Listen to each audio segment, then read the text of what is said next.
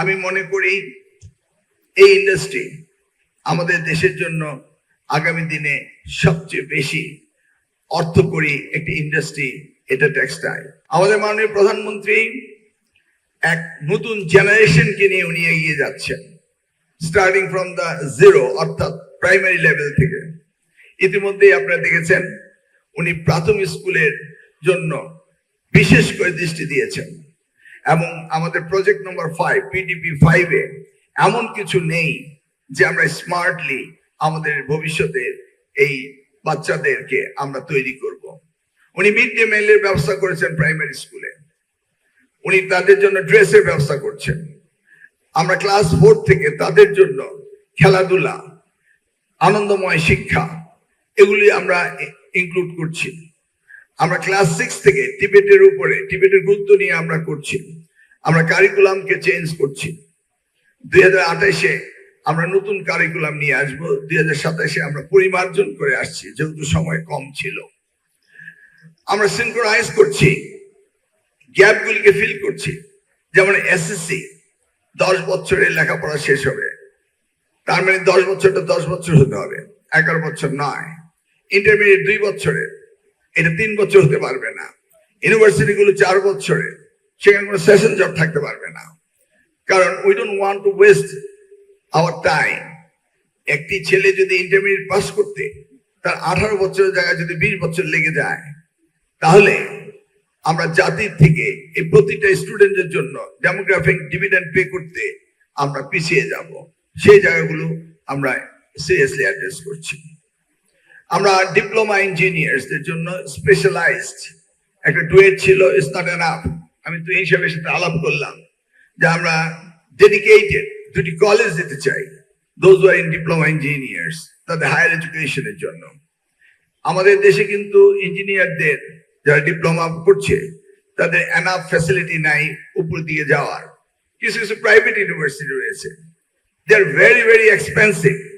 গভর্নমেন্টের ডিউটি রয়েছে এই আমাদের ইঞ্জিনিয়ারদেরকে হায়ার এডুকেশনের জন্য তাদেরকে ব্যবস্থা করে দেওয়া। আজকে যারা নবীন ভর্তি হয়েছেন, তোমরা তোমাদের আগামী দিনের ভবিষ্যতের জন্য এসছো। It's a challenge to your life, think about it. আগামী দিনের challenge, how you will face it. আজকে যে অবস্থা রয়েছে, পৃথিবী এই অবস্থায় থাকছে না, ন্যানো টেকনোলজি আসছে।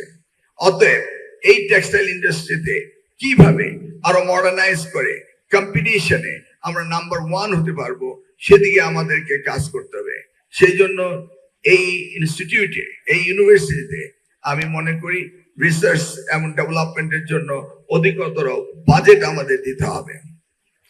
দাবি এসছে, ইঞ্জিনিয়ার সাহেব দাবি করলেন ক্যাডার করার জন্য।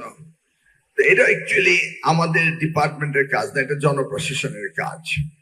তবু দাবিটা অত্যন্ত ন্যায্য যে আমরা দেখেছি সব জায়গায় ক্যাডার রয়েছে, কিন্তু agriculture engineering and textile engineering এর ক্যাডারটা নেই। এনিওয়ে, এটা সুবিবেচনা করার সুযোগ আছে এবং আমরা মাননীয় প্রধানমন্ত্রীকে বিষয়টি অবগত করব, এবং এটা করা একটা বিরাট কোনো বিষয় না, করতে হবে, যেহেতু সকলে এনকারেজ যে আমাদের টেক্সটাইল ইঞ্জিনিয়ারদের একটা ক্যাডার থাকা উচিত। এনিওয়ে, নেভারদালেস, আমি মনে করি এই ইন্ডাস্ট্রি আমাদের দেশের জন্য আগামী দিনে সবচেয়ে বেশি অর্থকরী একটি ইন্ডাস্ট্রি, এটা টেক্সটাইল।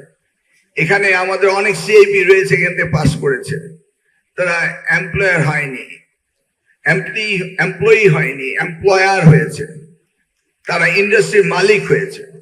আমি আশা করব এখানে যারা আজকে এই ইঞ্জিনিয়ারিং সেক্টরে ঢুকছো, তোমরা সকলেই ওই ভাবনা থেকে যে আমরা এমপ্লয়ি হব না, আমরা এমপ্লয়ার হব। আগামী দিনের ভবিষ্যৎ নিজেকে গড়তে হবে, এবং সরকার, মাননীয় প্রধানমন্ত্রী তোমাদের সাথে রয়েছে। Any type of problem will address ইট। তোমাদের কোনো প্রবলেমকে আমরা আনটাচ থাকতে দেব না।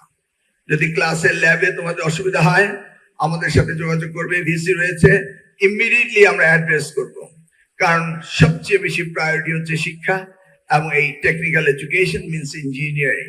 এটা হচ্ছে আমাদের প্রধানমন্ত্রীর সবচেয়ে প্রিয় সাবজেক্ট।